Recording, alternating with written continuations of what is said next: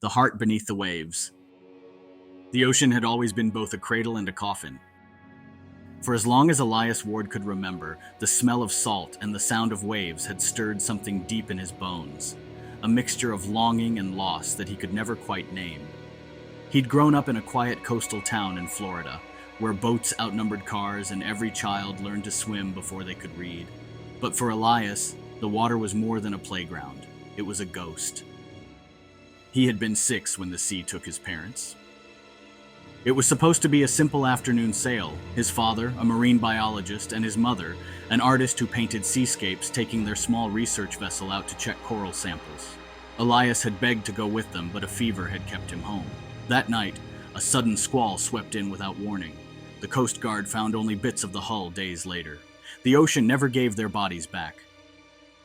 For years, Elias hated it. He couldn't stand to even look at the water. But time has a strange way of softening edges, and grief, when carried long enough, can transform into something else: curiosity, reverence, even love. By the time he was 20, Elias had become a diver, first for research, then for exploration, then simply because it was the only place he felt at peace. He spent most of his days charting forgotten wrecks, recording marine life, and salvaging what little the sea was willing to return. He wasn't chasing treasure, he was chasing connection. The sun hung high above the Florida Straits as Elias prepared for the day's dive. The mariner's hope, his modest 20-foot boat, bobbed lazily on the calm water. Below him, some 80 feet down, lay the remains of the Delilah, a freighter that had gone down in the late 1970s. There were no legends tied to it, no gold, no lost riches, just steel and salt and time. Perfect. Elias checked his gauges, adjusted his fins, and ran his hand over the edge of his mask. The sea stretched endlessly in every direction, a glimmering sheet of blue glass. He inhaled once, deeply, and rolled backward into the water. The transition from air to ocean was always like entering another world. The sound faded, replaced by the hiss of his regulator. Sunlight fractured through the surface, casting a mosaic of gold across his arms as he descended slowly, his body weightless, his heartbeat steady.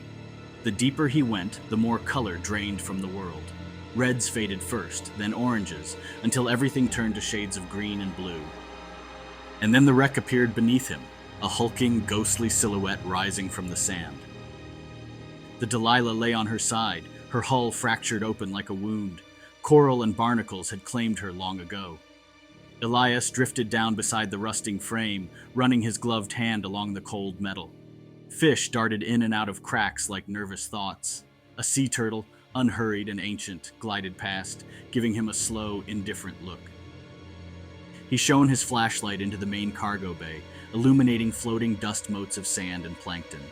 It was like stepping into an underwater cathedral, silent, sacred, forgotten. Elias moved methodically, scanning the seafloor for anything interesting. He found shards of pottery, a rusted compass, and what looked like a brass pocket watch that had long since surrendered to corrosion. He was about to move on when something caught his eye, a dull glint half buried in the sand. He knelt, brushing carefully with his hand. A handful of coins emerged, gold dulled by decades underwater, Spanish by the look of them, not rare, but certainly old. He let out a small, disbelieving laugh that echoed into his mask.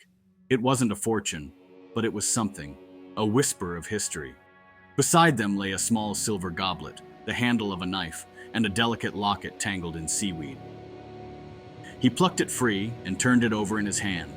It was shaped like a teardrop, etched with faint wave patterns that shimmered faintly in the beam of his light. He tucked it gently into his mesh pouch and checked his gauges.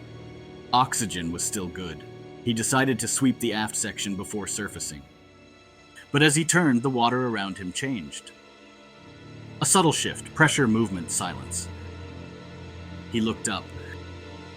A shadow passed across the wreck, slow and deliberate. His pulse quickened. He flicked his light upward and saw the shape materialize, long, sleek, and powerful.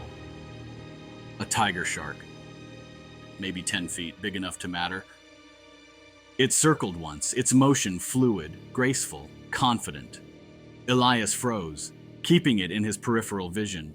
He knew better than to thrash or flee. The shark wasn't hunting him, it was curious. but curiosity could turn dangerous fast. He slowly began to ascend, keeping his spear gun raised just in case. The shark followed.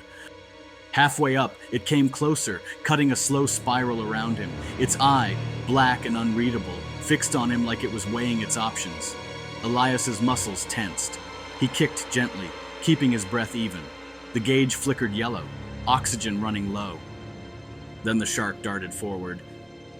It brushed against his fin, the sheer mass of it knocking him sideways. His heart pounded so loud it filled his ears. He leveled his spear gun, not to kill, just to create space. The shark circled again, faster now.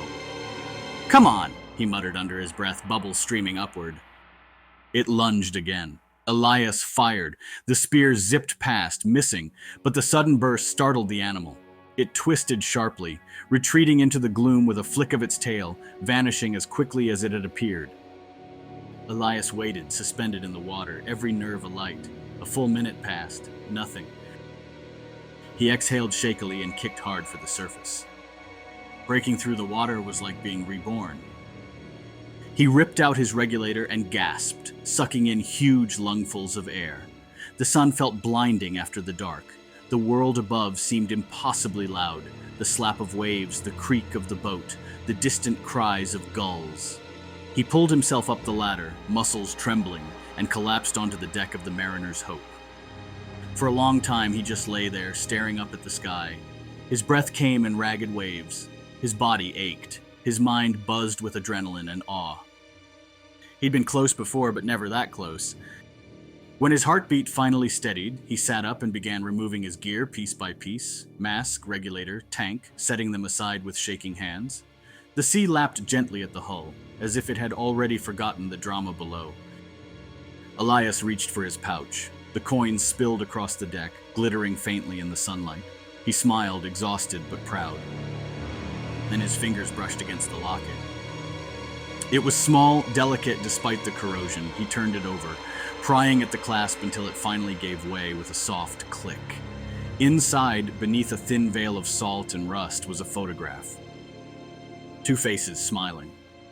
His parents, his father's arm around his mother's shoulders, both of them standing on the deck of their old boat, the Mariner's Spirit. The same image that had once hung on the wall of his childhood home.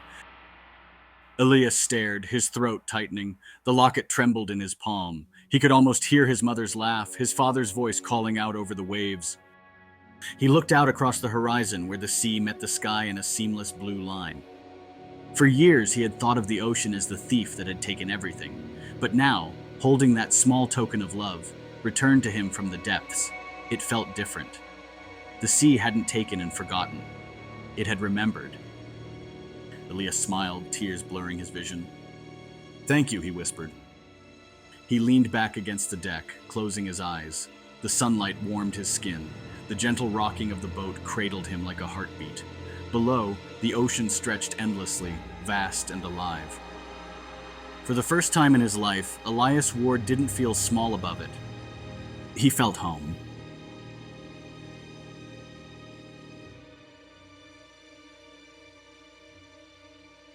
Don't forget to like, comment, and subscribe.